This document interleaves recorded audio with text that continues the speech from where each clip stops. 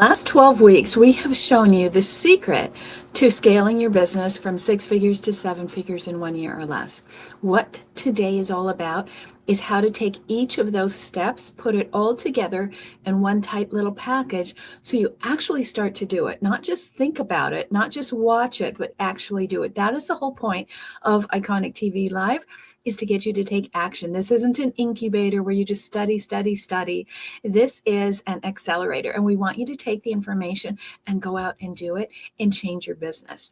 Now, what I'm going to do today is give you a refresher. Some of you came in about a third of the way through, some of you halfway through, and we're coming to the end now.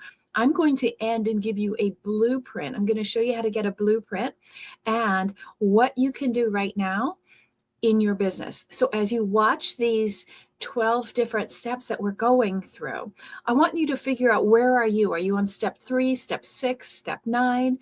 Where are you? And then what do you need to do next? So are you ready for this? This is going to be an amazing, amazing day.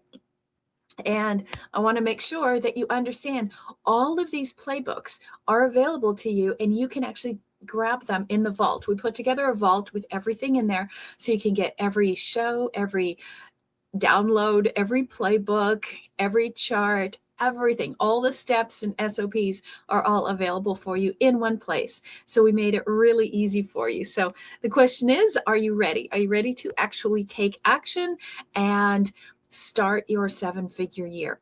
And what does that mean? That means you actually have to do something different than you did last year if you didn't hit 7 figures in revenue or in money in the bank. So think about this. What's the number one thing that you need to do to have this happen for you? Maybe the question is, what is the number one thing you have to stop doing in order to have 7 figures in the next 12 months? We've done it. We've done it for ourselves multiple times. I've built 5 multi-million-dollar companies from scratch. And this is what we teach our clients to do. So now it's your turn. Ready for this? Okay, so let's go ahead and look at what we're going to dive into today. All of these playbooks, again, are available for you so you can grab them. And we're going to go week by week so you know what happened. And these are the 9 steps, right? We talk about a cube, okay? And we look at this cube. So we want you to have absolute clarity about your business, and so that whichever step you're on, whatever way you need to go, you're perfectly balanced in business. You're not overwhelmed, frustrated, spinning, slipping, stuck. You have an exact roadmap to follow. And the key is, it needs to be simple. We always use 4 square methodologies. This is proprietary to us, and it's part of our SOAR formula. So you know exactly what step you're on, what step you need to take, and everything else, goodbye. Okay? So it's simple, simple, simple. So we've got everything lined up in the vault for you. You can access all of the different parts and pieces. You can grab it all today and then start. That is the key. Go ahead and start. So what is the first thing I want you to understand from a conceptual standpoint is speed of implementation. And this is one of the lessons I learned in building businesses for the last 20 some years. When I ran a racing company, there had to be a singular focus when you're going around a track at 180, 200 miles an hour, and you can only focus on one thing. And this is the problem that most people are doing. They're trying to do too many things. Even in our company, we actually switched the model and structure of our company because people were trying to do 3 things instead of just one. You have to focus on what's the lowest step that you are missing that you need to perfect before you can get to the other things. A lot of people want to skip steps. They're like, I'll figure out who my avatar is later, but I just want to post on Facebook or Instagram. I just want to make posts. Or I'll figure out what my actual business strategy is later, but I need clients now. Or I have to work on my offer. I want to make the killer offer, but maybe they don't even know what platform they're going to be using. So it doesn't matter. So you have to get the lowest common denominator settled first, then you can accelerate. But if you have too much tied to your vehicle, like a car at a wedding with all these strings and cans attached to it, you're not going to go fast. You want to have the drag coefficient to make this thing work. So what did we start with? We start with an equation. Think of it like a business model canvas. You have to know what are all the parts and pieces that you have to get right. And we started with a 7-figure equation. Every week we came here on Tuesday, as always. Now it's Tuesday at 2. And we talked about what is the equation that you need. Because if your business isn't built right, you are going to break at the weakest chain. That's what we're talking about. So what is the weakest chain in your business? Who is it? Maybe you're the bottleneck, but you might not be the weakest chain in the business. So you've got to fix that weak chain first. And go ahead and put down what is your weak chain. And while you're at it, go ahead and subscribe to our new YouTube channel. And wherever you're watching, if you put a comment in there, we'll go ahead and get you the link to access the vault and get all of these parts and pieces. So when you look at that equation, all of these models that we have, every single week we have an equation for you. Whether you're looking at your offer equation, what do you need to do there as far as the clarity with your offer, the conversion with precision? What about demand? We're going to talk about the demand pathway.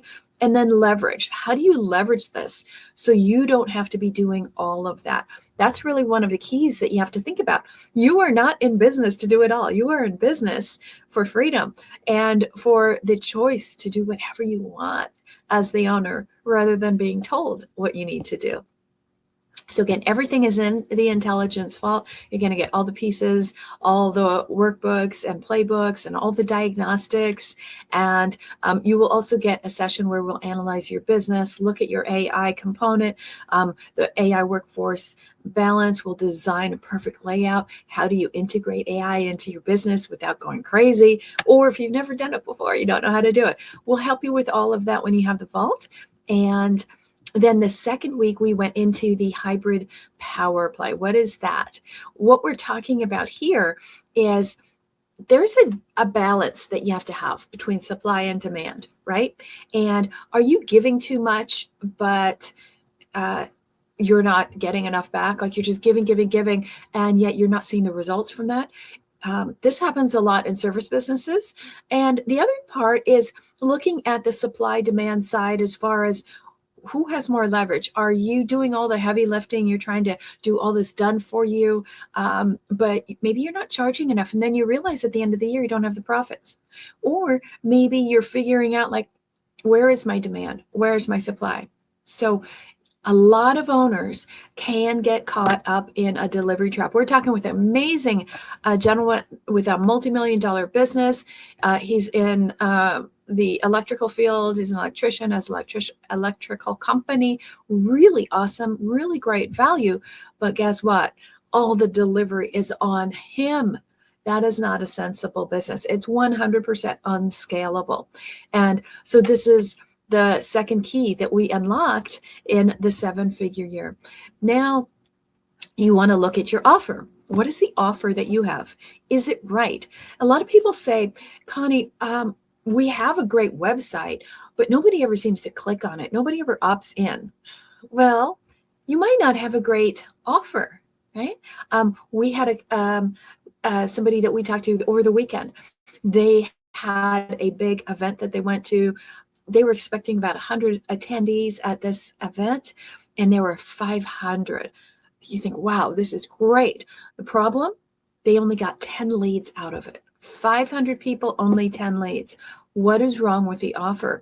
And this is the conundrum, right? That you have to give your offer a stress test. And that was a big stress test for them. If you're only getting 10 out of 500 leads, there's something wrong. And part of the offer is not just the offer itself, but how are you presenting it? How are you delivering it? And so we always look at the 4 pillars of an offer to make sure that it is a premium offer and that it stands apart from everybody else, but it also supports your entire business. Without a premium offer, you're never going to scale past 7 figures. Now, is anybody out there having burnout? I don't know about you. I see it so often. And why is there burnout? There's several actual reasons for it. And so we delve really deep on this one. This was week 4 on why is there burnout? What is the trap, right? Why are you stressed out? Why are you doing too much? Why do you feel like you have to keep adding more and more and more and more onto your plate? It's not true. And so what happens here is we're showing you here in week 4 the delivery escape plan. How do you actually create freedom from your business rather than being chained to it? Because this can really cause a lot of anxiety. And if you know how to have the perfect balance of being able to deliver and get results without having these troughs, right? Where, oh, I don't know, someone said the other day, as we were talking with them, like, yeah, it's just the nature of the business. You just never know when business is going to come in. No, that's the nature of operating without a strategic plan. That's the nature of just trying to play whack-a-mole. Like, oh, this came up, this came up, this came up, this came up, this came up. There's no strategic plan. It won't work. Then we went on the next week into really looking at, how do you stop chasing clients? How do you flip the script so that clients are chasing you, so that you're like an Apple store where there's a line around the building for people to come in and get your thing? Do you have that? Do you have a big line of people, or are you just hunting and begging and convincing people to come work with you? And so we talk about this demand engine. How do you make it predictable? How can you actually plan at the beginning of the month exactly what your end of the month is going to look like? Like, we missed our target. Oh, wow, we were way over. I wonder what happened. Right? Either one of those is not good. You need a predictable way to plan this out and see, okay, where's the shift? And what do I need to do? What part of my authority can I manage a little bit better? Where can I create pathways of momentum that really make my business go forward? And where can I actually command a little bit more attention so that you aren't working as hard? This was a great lesson that we covered. And then everybody's favorite, right in the middle, we're talking about the AI power shift. You have to go into a power shift with AI. And, if you're using it, it seems like everybody is talking about it. If you're not using it, it seems like everyone is scared about it. They're not doing it yet. They're going to wait, right? And there is a curve, right? Where you have early adopters and then the middle adopters, then you get to kind of a peak, and then you have the laggards, right? And so where are we? We are still in an early phase here, and there's so much new coming out. It can be a little bit scary. You think, oh, you spent all this time learning this, and then you realize, oh, wrong tree that I climbed. It didn't work. Or you spent all this time accumulating and buying widgets, right? Little things you think, oh, this is AI, this is AI. It doesn't cost a lot. This is AI. And what we're trying to get you to do is get out of that mentality, because that is causing you overwhelm. That is blowing your money. And that is why a lot of the bigger companies, who is it? I think McKinsey came into a company, maybe it was Bain, came into a company with a $75 million AI project, and it failed. In a year, it failed. That's a huge loss. So we're going to show you exactly in this lesson how you go from taking it from a toy to a tool into a system, right? And where are you in the whole process? Do you actually have an operating system with your AI? If you don't, and you don't know how to build it, maybe you're still just struggling with your current plan. Well, we can show you how to do that. You can go to callconnie.com and we'll show you exactly how you can do that and make the shift. But the biggest problem right now is that a lot of people are actually using AI as a toy. It's just, oh yeah, this was fun. I'm going to add this. I'm going to add this. But it's not doing the work that it is meant to. It's not changing your business. It's not increasing your productivity. It's not reducing your cost.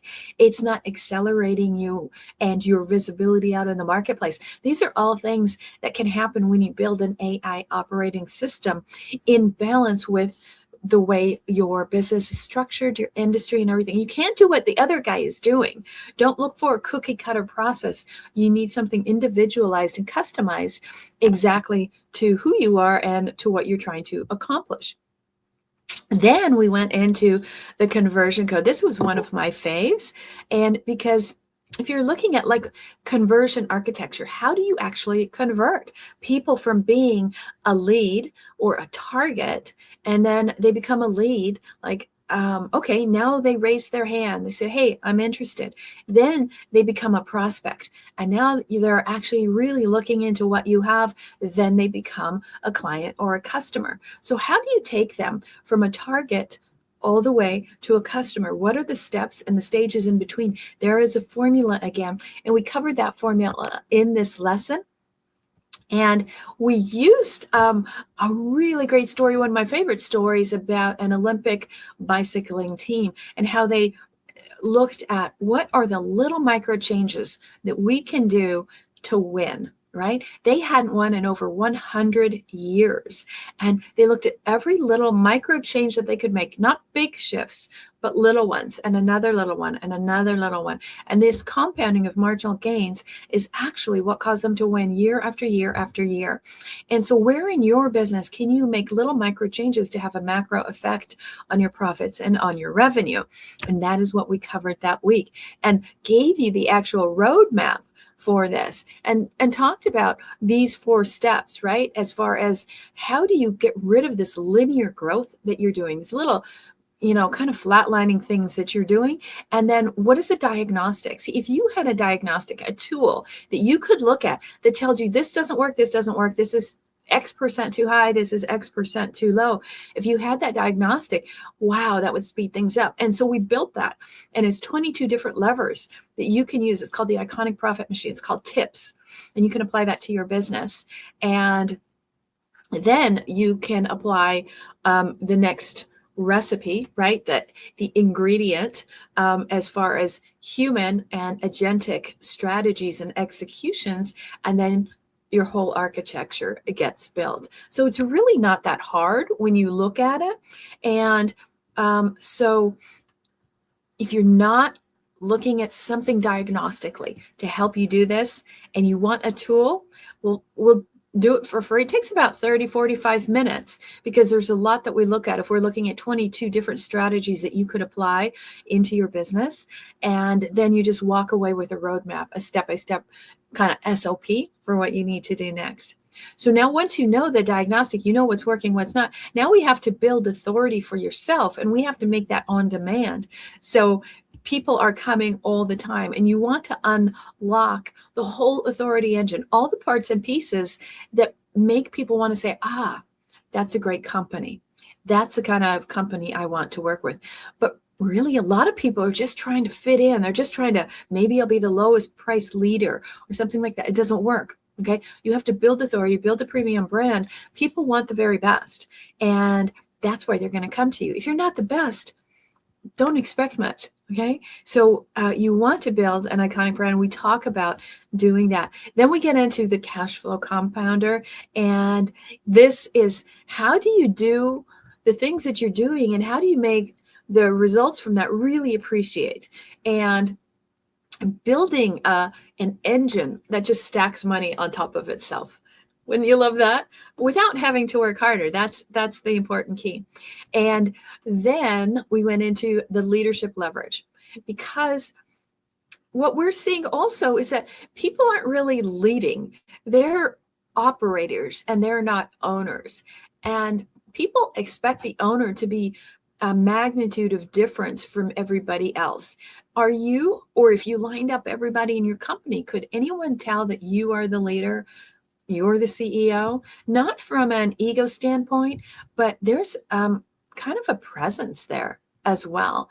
And you also have to really develop your vision as the leader. And we talk about the 4 key parts of being a leader and leveraging your leadership to a whole new power without, again, having to do more. You see, the theme here is you can actually achieve all these things. You can work a 7-figure business without having it to work you over, and really looking at it from a strategic architectural way. So you build part after part after part, and anything that's excess, you just get rid of, right? Do you ever play like puzzles or any of those building games or structures, or even Legos or whatever? And then you finish and the design is complete, but you're like, wow, there's all these extra parts and pieces. You don't actually try to stick them back on. It would not fit. It would be ugly and it has no utility.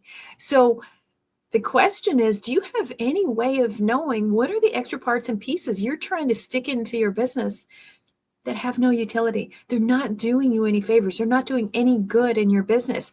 Most people don't know, and that's why they feel so burdened. There's just so much going on in their business, and they're afraid to let go. We call that in the SOAR formula, R, in reversion and attachment. Well, it always worked before. I can't not do this, right? And so that's fear-based leadership. It doesn't work. And so if you need some help with this, you want to figure out, what should I drop? What should I keep? How do I simplify this? One of our special talents is taking about 80% of the things on your plate off your plate. Wipe them away, okay? And how many people would love that? Would you love to have less to do? Give me a yes. Yes. Yes. Give me a Y. Yes. Woo! Okay. If you want that, then you probably want a predictable profit assessment.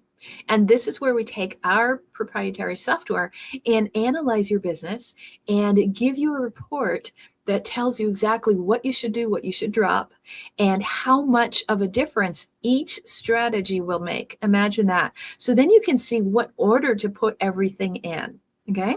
And if you're thinking, well, maybe I want to sell my business, I'm kind of done, that's okay. You need to actually get your profits up. Do you know there's a big lie out in the marketplace about the average number of profits and gross and net profit companies make?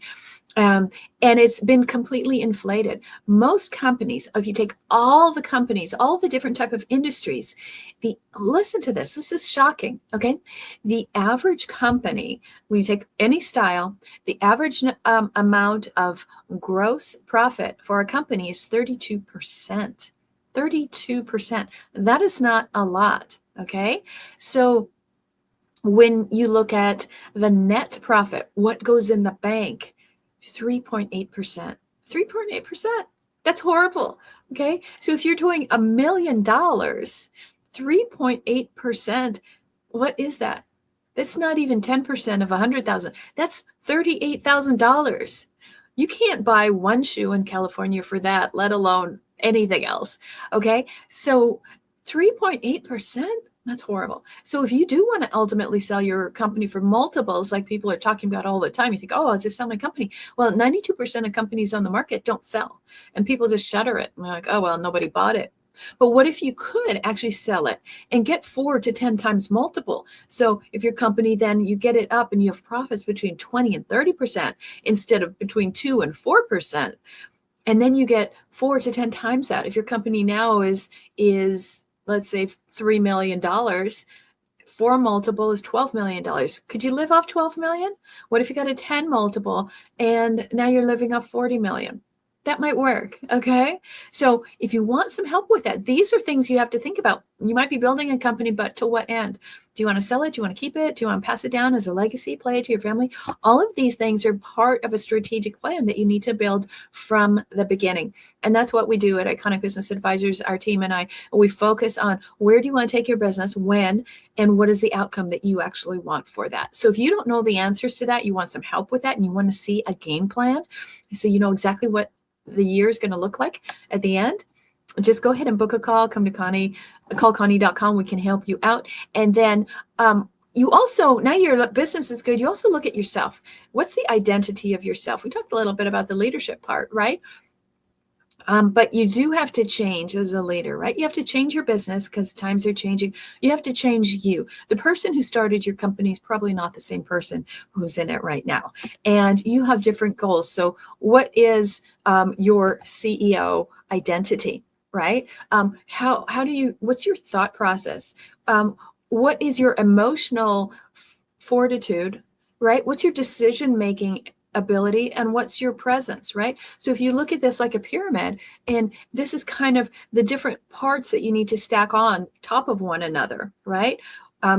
Your thinking and decisions, how are you making those? Impulsively, strategically? Are you like us, first principles thinking? What about your emotional mastery? This is where we often put our CEOs on 21-day mind mastery, because they're all over the place and they can't handle a little bump in the road or a change of the wind. So if you can master your emotions, then you can master a business, as Warren Buffett also says. And then the presence, that's really you, right? Again, speaking of that, all of these parts are about a plan. Do you have a 7-figure plan for your business, right? Do you have a straight line path that you can follow and that will get you to 7 figures in a predictable time frame and in a predictable manner, knowing exactly how much you're going to spend and exactly how much you're going to end up in net profit at the end of the year? If not, then we can help you out with that and give you an iconic blueprint. I told you I'm going to talk about this at the end. This is what I'm going to do next week. And next week, we're going to build out the exact print out of what you need. Okay, so come back next Tuesday. And in the meantime, if you need some help with anything, I am here for you to make it an iconic year for you and architect your year with intelligence, not chaos. Okay, so I look forward to seeing you next week. Because next week, of course, we are going to be talking about the blueprint. Exactly what kind of blueprint do you need for your business that is not a cookie cutter blueprint, but it's an iconic plan that will scale your business and set you free. We will see you next week, Tuesday at 2 o'clock. Until then, be iconic.